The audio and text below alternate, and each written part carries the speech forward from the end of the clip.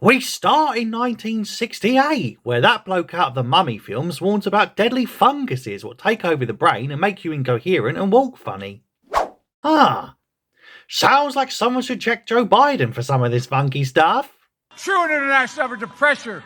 Anyway, he says they might evolve to infect humans in the future because of global warming and shit. So we all better be careful and stop eating wild mushrooms what we pick in random forests, and also turn the lights off when you leave the room.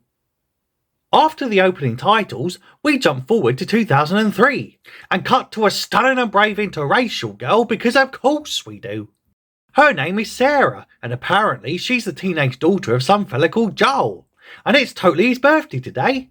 But before you can say, that's the oldest 36-year-old I've ever seen, at least outside of the porn industry, we're introduced to Uncle Tommy, who looks suspiciously like that Ghost Rider fella who also loves terminating people on the side. Before the show gives the stunning and brave interracial girl a moment to undermine the intelligence of two older males by obnoxiously informing them that Jakarta is the capital of Indonesia, and then humiliating her dad by saying his t-shirt is on inside out. What? Fuck you! Anyway, she gets a watch out of the drawer and steals some money, before her dad stitches her up by telling their elderly neighbours that she'll stop by later to inform them all about the Atkins diet. After school that afternoon, she goes up to the city to get her dad's watch fixed for his special day. But the shop manager's wife bursts in all panicked and says now they're closing early. So after they fix her watch in under 3 minutes flat, Sarah goes over to her elderly neighbour's gaff and does her homework and stuff, whilst an old biddy in a wheelchair has some sort of episode just out of focus in the background. And bizarrely, it looks like there's someone just under the camera tickling her growler, because she's making more O faces than 90s Bill Clinton in the Oval Office. LOL! So then she goes home as military jets ominously fly overhead, and later that night, she gives her dad his watch present that he technically paid for when she used his own money to pay for it. After falling asleep watching a DVD, which was presumably The Rings of Power given how quick she's dozed off, Uncle Tommy calls to say he's in jail again and totally needs bailing out. So Joel puts Sarah to bed with her shoes still on because reasons, before she wakes up at 2 AM to find a terrified dog and the local neighbours all munching each other. Turns out the old biddy, what has out of focus orgasms behind the backs of teenage girls, is infected with some fungusy parasite, and totally tries to spread said infection like my anti-vax auntie who refuses to wear a mask. Luckily, and laughably conveniently, she runs straight into Joel and Tommy, who smack up the elderly granny and soon get the F out of Dodge. So, after driving around a bit but getting cut off by police blockades and worse traffic than a standard Monday morning on the M25, they end up back in the centre of town, where everything's in total chaos.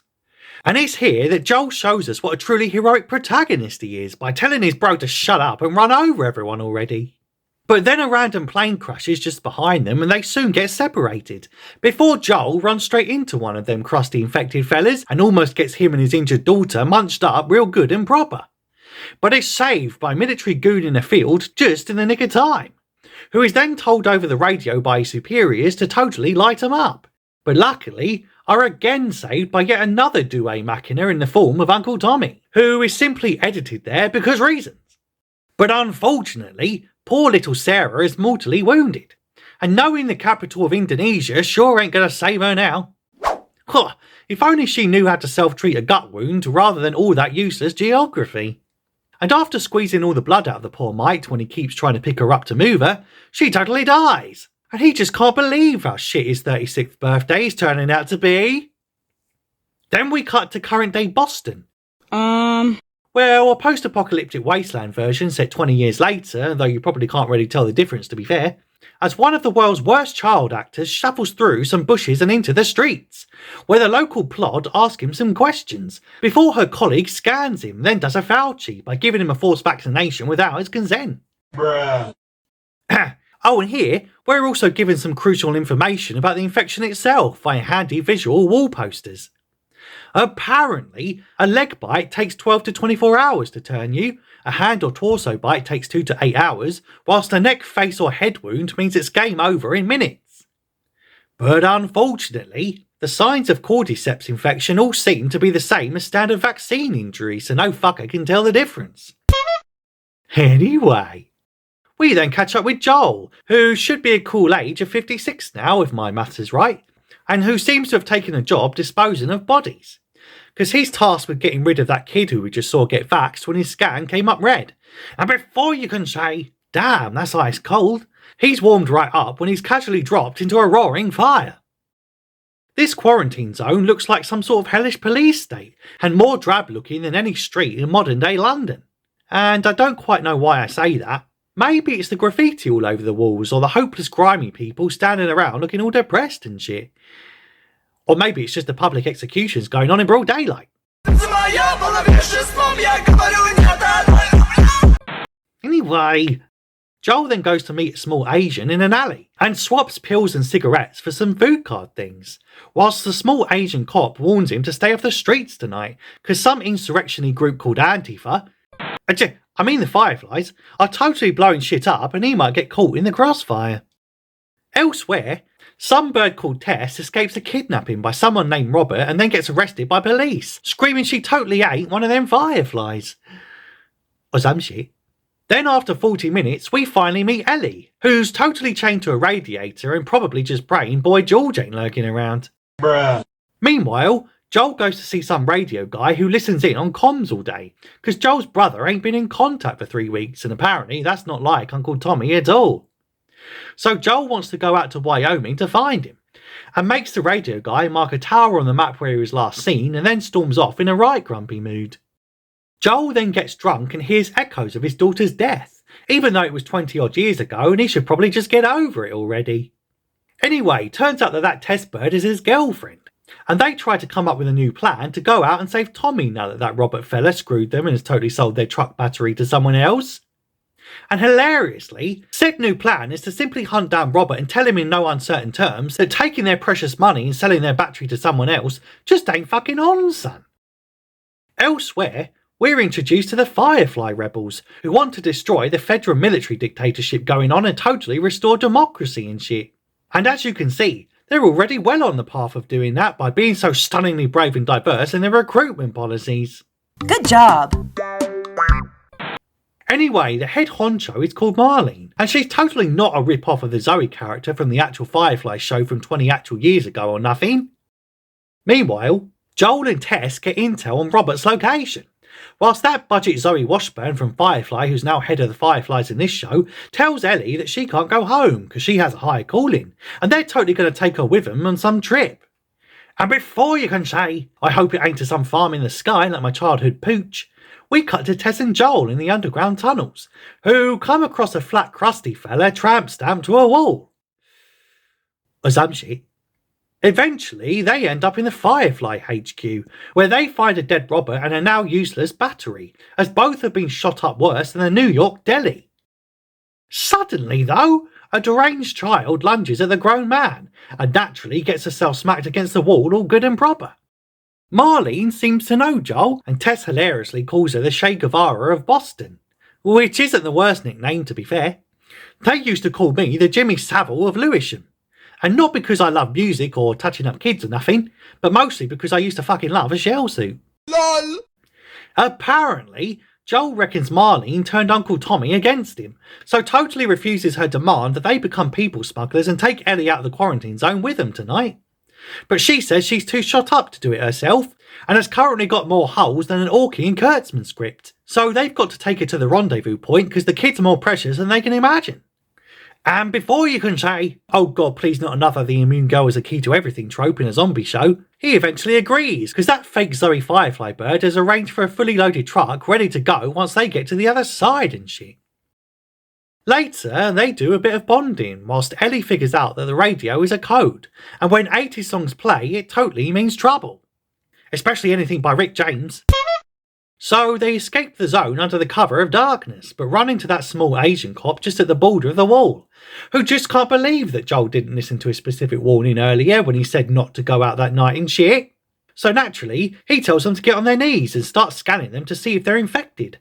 That's when Ellie stabs a chap in the leg before he can see the results, whilst Joel has PTSD flashback to that night when another cop threatened him with a gun and totally killed his interracial daughter what was super good at geography. So naturally, he charges the fella and beats him to a bloody pulp, before Tess finds her scan results which light up bright red.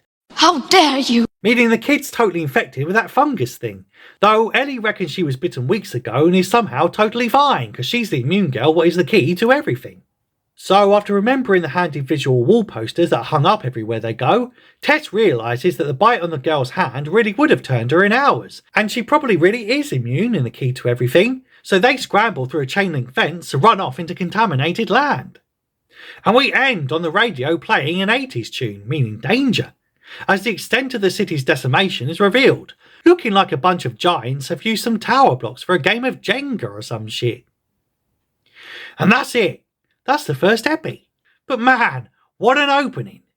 My favourite part was when Joel got emasculated by being made to be the little spoon in his own bed like a right yuck. But anyway, on to episode 2. We start 20 years prior in Jakarta, Indonesia, where a professor of mycology is taken to a military medical facility to examine a special specimen. But she reckons they're wasting her time because cordyceps can't survive in living people, so they must be mistaken about the sample coming from a human being. So naturally, he sends her into a large room where a naked bird is strapped to a table. Apparently, she was bitten and infected with that cordyceps thingy, and before you can say, why is she wearing a full body hazmat when I was assured by leftists on Twitter that a simple cloth mask would suffice for stopping the spread of deadly pathogens, she cuts into her leg and finds said fungus inside the human bite mark and all the way down her gob. Bruh. A little later, the military chief debriefs her about how approximately 30 hours ago, some girl went nuts at a flour and grain factory and started munching up a bunch of peeps, before the cops totally shot her real good and proper.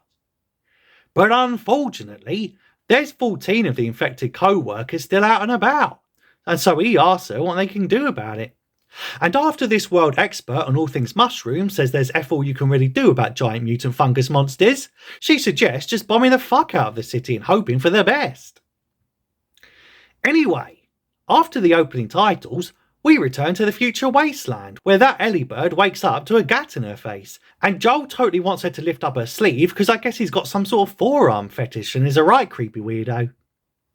But then we're shown her scars again from when she got munched up off screen a few weeks ago, and reiterates that she's totally not infected somehow. After she goes to the bathroom, Tess wonders how Ellie possibly made it through the night, and if there really is something special about this super rare immune girl what could be the key to everything. But Joel totally just wants to shoot her in the face and get on with getting the battery already, cause it's only a matter of time before her head sprouts mushrooms and she becomes a nasty ass cannibal killer. So after having a little whittle, Ellie tucks into a chicken sarnie from the local Mackies. From the smugglers, what Marlene trades stuff with. But Tess gets super hangry because she ain't had her morning Snickers yet, and unironically asks the super rare immune girl what's clearly the key to everything, why she's so damn important to Marlene, and Ellie hilariously spells it out to this dopey broad that she's being trafficked to the nearest Firefly base to get experimented on so the doctors can totally make a cure out of her. Or some shit. Joel thinks that's bullcrap and just wants to take her back, but Tess says, shut up you tart, because we've already come this far, plus she might have some more chicken sandwiches in her bag. So they head on out as Ellie gets her first glimpse of the city beyond the wall. Well, what's left of it anyway, because this place is more overgrown than a fatty's pubic region. On the way, Tess asks how this kid got bit, and she basically admits that she was being uber reckless and broke into an abandoned mall for shits and giggles, where she promptly got herself munched up. We also find out that she's 14, has no parents, and seems to be a bit of a lesbo, given the awkward pause and dodgy look on her face when the prospect of boyfriends are brought up. So then they come to an interior pond, what's home to musical frogs. Before Ellie runs off all reckless again, having clearly learned nothing from that incident she literally just described where she got bit by a monster when sneaking into abandoned places without thinking. And Joel soon has to save her from an innocent skeleton man who was just out here chilling in his private pool. Bruh. Once on the other side of the pond thing, they come to a small gap. So alpha male Tess goes off to check it out and make sure it's safe, leaving Ellie and that beta Joel cuck awkwardly staring at each other. And before you can say, how are their clothes bone dry already, they sit down and have a passive-aggressive chat, where they swap super uninteresting exposition about each other's backstories and shit. Eventually, Tess opens a door beside them and they all head up to the balcony, where hundreds of homeless peeps infected with fungus are laying around in the street in the middle of the day. And yes, it is exactly like literally any modern city in the West these days. But crucially, we're informed about the lore of these cordyceps fellas, and apparently they're all connected. So if you disturb one here, then a bunch of others down the road will totally know where you are. Or some shit. Then they're forced to take a shortcut through a dilapidated museum and try to sneak through without disturbing any potential fungi fellas. Unfortunately, because this is a drama show and the episode is in dire need for an action scene, the roof suddenly collapses behind them and traps them all upstairs. Also unfortunately, the loud ruckus has drawn the attention of the bad guys, and it's here that we get our first look at the cordyceps monsters in their full glory. And they seem to just be designed as flaky fellas with furry turbans. Apparently, they can hear but can't see. Which is weird, because they totally sound like they've watched The Grudge too many times with all them croaky vocalisations. Though must have super taste buds given the way they keep wanting to bite chunks out of people and shit. But regardless, they waste no time in attacking our heroes and soon end up separating the group. Joel then manages to take one out after it tries to sniff him harder than Joe Biden does a kiddie's scalp. Oh yeah. And Tess manages to axe another in the head just as Joel runs out of bullets. Wowzers! Now that's 3 Douay Machinas in the span of 2 episodes. Such great writing. Anyway, after everything calms down, Ellie realises that she's been bit again on her wrist, and Tess also seems a bit tired to be fair, but just reckons she has a dodgy ankle. As they tape it up, Joel worries about Ellie's second bite, but before he can think about potentially shooting the kid in the face again in case her supposed super rare immunity thing was just a one-time fluke, Tess tells him to shut up and take the win already. So they climb down to the streets and approach the rendezvous point, where they're supposed to drop Ellie off with the random Firefly guys. But instead, they find everyone dead inside and no sign of their promised truck. Joel says it looks like one got infected and then they all killed each other. And Tess has a right meltdown trying to find a radio or map and shit. Ellie soon realises that Tess is infected, because she's acting all irrational and probably because she's starting to stink of mushrooms. After confirming said infection by getting her fresh wound out for the lads, she tells Joel to get Ellie to that Firefly camp where they're trying to make cures at all costs, especially now the kid's arm seems to have once again healed up fine and she's showing no signs of sprouting flowers from her noggin. Suddenly though, one of those infected bodies just laying around totally reanimates, forcing Joel to shoot it. And on the ground, he notices the little fibres noticing him. And sure enough, all them lazy infected fellas with the furry turbans from earlier all start waking up and running toward their position. So Tess nuts up and starts tipping over grenades and barrels of oil to sacrifice her doomed ass and buy them some time. And without even giving his girly friend a little kiss goodbye, aww, Joel just says, "Okay, thanks hun," and drags a protesting Ellie out the back before an army of mushroom heads storm into the lobby.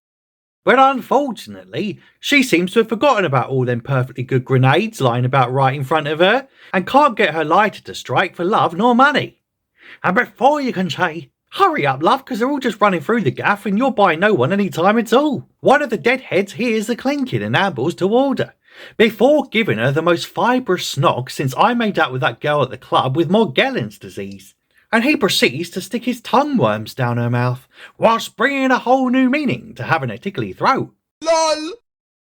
Fortunately though, she manages to strike the lighter mid-smooch and blows them all to kingdom come, which is surely how most of us would want to go out in the end.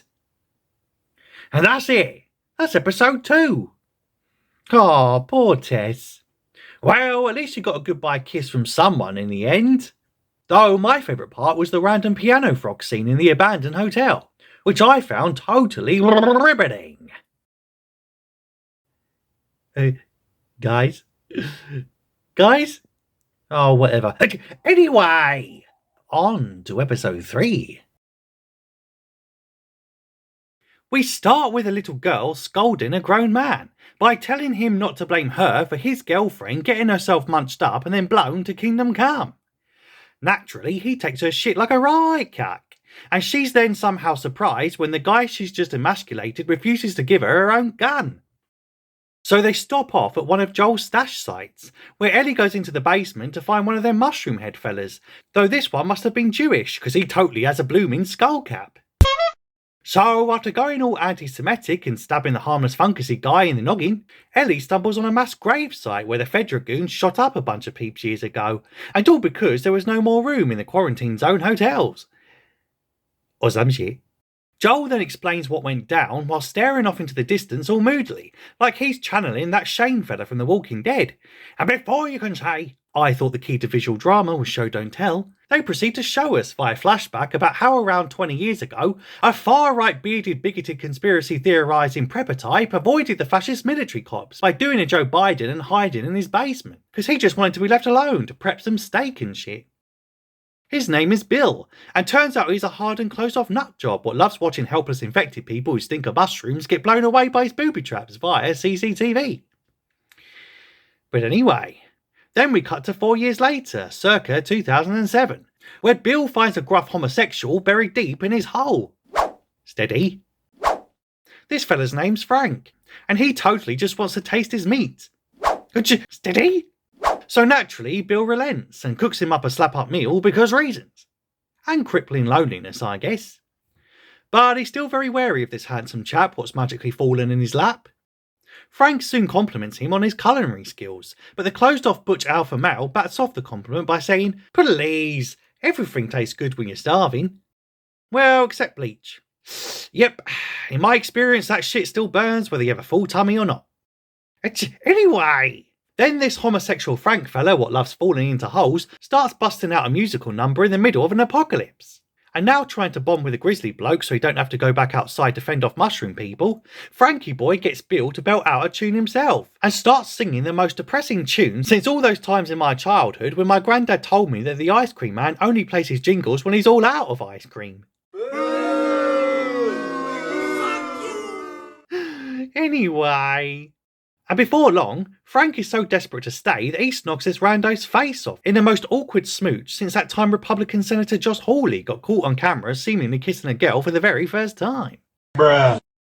Anyway, Frank tells him to clean himself up before pimping himself out in payment for a bit of lunch. Well, I suppose if someone makes you a slap-up meal, the least you can do is put out at the end of the evening. So he says he's going to have sex for his supper and totally stay a few more days. Hilariously, we then cut to 3 years later, where they have a lover's tiff in the street over some interior decorating. Frank tells Bill that he's got to make the house and surrounding buildings all nice and pretty for their new friends, because he's totally been talking to some random bird on the radio. What? Then we cut to them having lunch with Joel and Tess, whilst hilariously Bill keeps sticking a gat in his face. Cough, I guess he never read How to Win Friends and Influence People before everything turned to shit.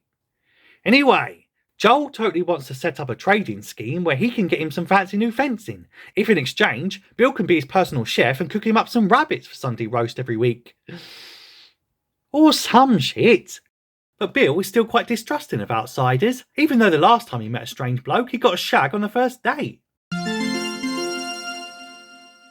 Joel warns him, and worryingly, rather specifically, how they might be okay now, but at some point in the future, some raiders will pay them a visit in the middle of the night, and then they'll totally regret not doing a Trucy team-up. But Bill just shrugs and says, nah, whatevs. Then we jump forward yet another 3 years, as Frank shows Bill his new plants, what he's grown in the garden. So they proceed to eat strawberries with an incredibly camp giggle. And before you can say, oh god, I don't want to know which one is going to provide the cream, we cut to the dead of night, where coincidentally, Joel's prophetic warning about how raiders will totally raid them in the dead of night totally comes true. No way. After waking up to flames, Frank finds Bill standing in the middle of the street and shooting at the invaders. But because he insists on standing still in one spot out in the open because reasons, he naturally takes a bullet, whilst luckily his booby traps take care of the rest of the goons automatically. Including one dopey bastard who seems to have got himself set on fire in the middle of a rainstorm. After a totally lame death fake out, the writers pull a switcheroo and reveal that 10 years later, aka current day, now it's that Frank fella was totally ill and dying. The next morning, Frank's already hauled himself into his wheelchair and tells his boyfriend that he's had enough and he's totally going to self-abort tonight. Well, I suppose when you get to the point where someone has to cut up your grub for you like a 2-year-old, it's probably game over, son. So Frank sits him on the couch and explicitly outlines how he's going to top himself.